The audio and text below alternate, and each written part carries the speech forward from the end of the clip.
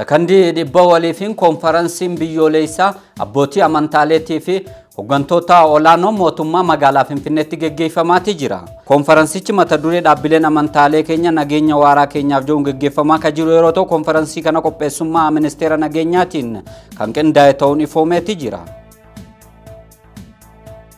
Dubartoota sababa walitti bu'iinsaa Itoophiyaa keessatti buqqaanii jiran deeggaruuf ijaameeti jira. Dhaabbanni mootummoota gamtoomanii Itoophiyaa keessatti sababa walitti bu'iinsaatiin dubartoota miidhamaniif deeggarsa dhaqqabsiisuuf hojii hordoffii waloo hojjechaa jiraachuu isaa ifoomseeti jira. Ministeera dhimma dubartootaa fi hawaasummaa Dr. Ergoggee Tasfaayedhaa dhaabbata mootummoota gamtoomanitti itti gaafatamtuu sirna koorniyaa Kiristina F. Saandarsii wajjin mari'ataniiti jiru.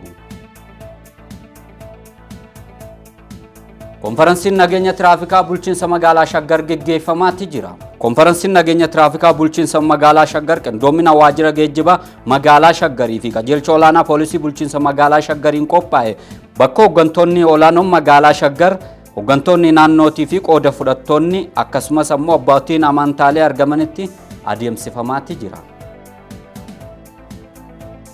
Tapha mo'anii dabruu waancaa Awurooppaa halkan eddaa adeemsifameen Turkii Oostiriyaa injifachuudhaan tapha nusa xumuraatiif dabarteeti jirti. Turkii galchii 2-2dhaan Oostiriyaa injifachuudhaan tapha nusa xumuraatiif yoo dabartu tapha nusa xumuraatiin Niizerlaand wajjin taphattu ta'uun ifoomeeti jira.